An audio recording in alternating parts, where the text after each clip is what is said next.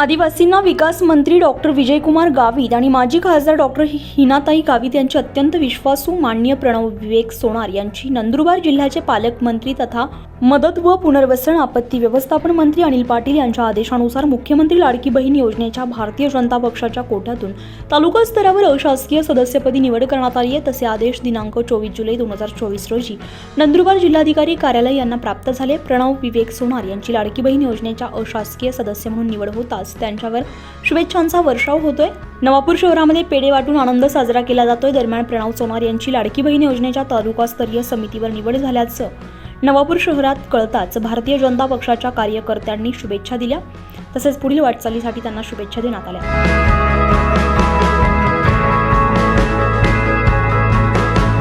24 live Maharashtra न्यूजसाठी वसंत वाणी, नवापूर।